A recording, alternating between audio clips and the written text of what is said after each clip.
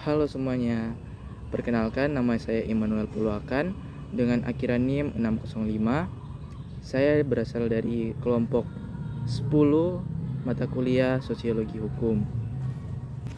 Saat ini saya akan menjelaskan tentang materi dari kelompok saya, yaitu tentang hukum, moral, dan kekuasaan dalam telaah Law is a Tool of Social Engineering. Saya akan membahas di bagian sekilas hukum dan tujuannya. Nah, teman-teman, hukum hadir bukan sekedar kumpulan aturan yang tertulis dalam kitab undang-undang, melainkan sebuah sarana fundamental untuk menciptakan keteraturan dalam masyarakat. Tanpa hukum, kehidupan sosial akan berjalan secara kacau, penuh konflik, dan tanpa arah.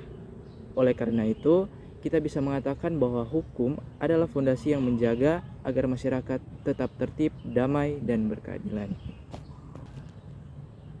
Van Apeldoorn, seorang ahli hukum terkenal, menyatakan bahwa tujuan hukum adalah memberikan kepastian hukum, menciptakan keadilan, serta melindungi hak-hak negara. Kepastian hukum berarti bahwa setiap orang mengetahui apa yang boleh dan tidak boleh dilakukan. Tanpa kepastian hukum, masyarakat akan berada dalam kebingungan. Bayangkan jika aturan berubah setiap hari atau bahkan tidak ditegakkan secara konsisten. Orang akan sulit merencanakan hidupnya, sulit menjalankan bisnisnya, bahkan sulit merasa aman. Dengan kepastian hukum, masyarakat tahu bahwa ada aturan yang jelas, stabil, dan dapat diprediksi. Namun, hukum tidak boleh hanya berhenti hanya pada kepastian. Hukum juga harus membawa keadilan. Keadilan adalah jiwa dari hukum.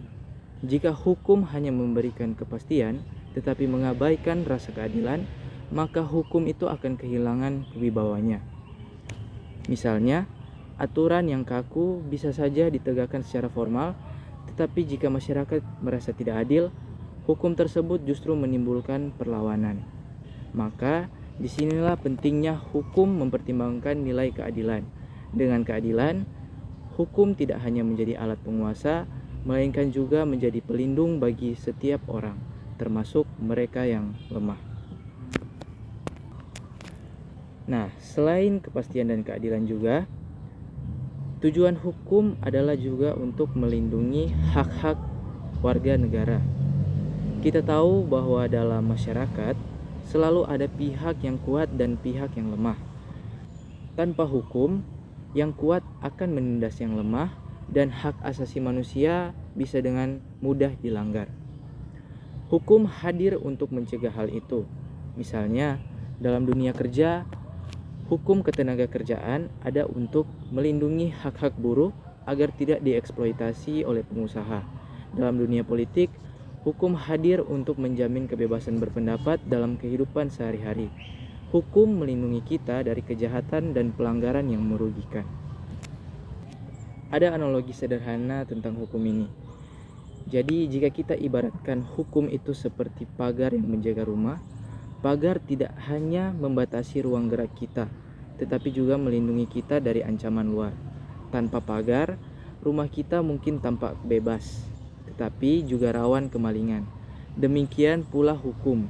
Ia memang membatasi perilaku kita dengan aturan, tetapi justru karena itu kita bisa hidup lebih aman dan teratur.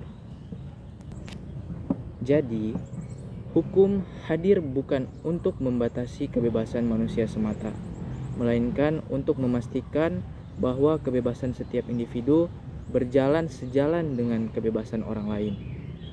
Dengan hukum, ada kepastian sehingga tidak hidup dalam kebingungan. Ada keadilan sehingga hukum memiliki wibawa, dan ada perlindungan hak sehingga setiap orang dapat hidup dengan martabat. Itulah mengapa mematuhi hukum bukan hanya kewajiban, tetapi juga kebutuhan bagi kita semua agar masyarakat tetap tertib, damai, dan berkeadilan.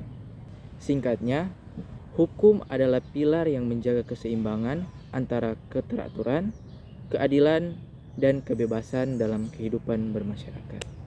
Demikian dan terima kasih.